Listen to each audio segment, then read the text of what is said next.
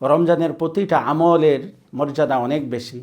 কেউ যদি একটি ফরজ আদায় করে তো 70টা ফরজ আদায় করার সওয়াব হবে। কেউ যদি একটা নফল ইবাদত করে তাহলে একটা নফলের কারণে সে একটা ফরজ আদায় করার সওয়াব পাবে। কেউ যদি কাউকে ইফতার করা তাহলে একটা রোজা রাখার সওয়াব পাবে। কেউ যদি সদকা করে তো 70 গুণ বেশি সওয়াব সে পাবে।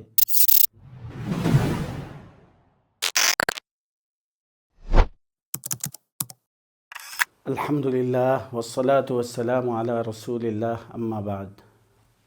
প্রিয় শ্রোতাবৃন্দ, আজকে আমাদের আলোচনার বিষয় হলো রমজানের ফজিলত। আল্লাহ সুবহানাহু ওয়া তাআলা কুরআনুল কারীমের সূরাতুল বাকারার 183 নম্বর আয়াতে বলেছেন, কুতিবা আলাইকুমুস সিয়াম, তোমাদের উপর রোজাকে ফরজ করা হয়েছে।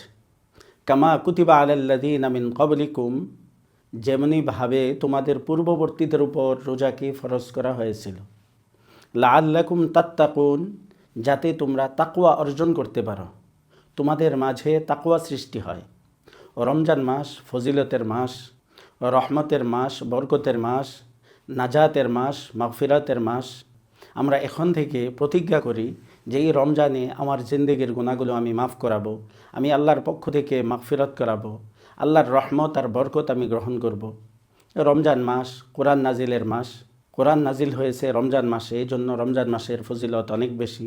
শবে কদরের মাস রমজান মাস। আল্লাহ রসুল সাল্লাল্লাহু আলাইহি ওয়াসাল্লাম বলেছেন, আউয়ালুহা রহমা, রমজানের প্রথম 10 দিন হলো রহমতের। ওয়া আউসাতুহা মাগফিরা, মাঝখানের 10 দিন হলো মাগফিরাতের ক্ষমার। ওয়া আখিরুহা ইতকুম মিনান নার, আর শেষ 10 দিন হলো জাহান্নাম থেকে মুক্তির। এই রমজান মাসে আল্লাহ সুবহানাহু ওয়া তাআলা শবে কদর দিয়েছেন, যে কদর সম্পর্কে আল্লাহ সুবহানাহু ওয়া তাআলা বলেন, লাইলাতুল কদরি খায়রুম মিন আলফি শাহর, যে কদরের রাত্রিটা 1000 মাস থেকে উত্তম। আমরা জানি যে অন্যান্য উম্মতেরা দীর্ঘ হায়াত পেয়েছেন, জীবন পেয়েছেন, কিন্তু আমাদের অর্থাৎ এই আখিরি উম্মতের হায়াত একেবারেই সংক্ষিপ্ত, ছোট। এর মধ্যে আমরা দীর্ঘ হায়াতের সওয়াব কিভাবে হাসিল করতে পারি, মর্যাদা কিভাবে হাসিল করতে পারি, সেই জন্য আল্লাহ সুবহানাহু ওয়া তাআলা আমাদেরকে কিছু মৌসুম দিয়েছেন যেগুলোতে অল্প আমলে অনেক বেশি নেকি। যেমন শবে কদর, এক রাত্র ইবাদত করা 1000 রাত্র ইবাদত করা থেকে উত্তম। রমজানের প্রতিটা আমলের মর্যাদা অনেক বেশি। কেউ যদি একটি ফরজ আদায় করে তো 70টা ফরজ আদায় করার সওয়াব হবে। কেউ যদি একটা নফল ইবাদত করে তাহলে একটা নফলের কারণে সে একটা ফরজ আদায় করার সওয়াব পাবে। কেউ যদি কাউকে ইফতার করা তাহলে একটা রোজা রাখার সওয়াব পাবে।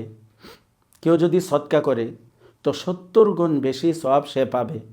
নামাজ, রোজা, তেলাওয়াত, জিকির, সদকা, খয়রাত ইত্যাদি আমলগুলো অনেক বেশি সওয়াব, অনেক গুণ বেশি বাড়িয়ে দেবেন আল্লাহ সুবহানাহু ওয়া তাআলা।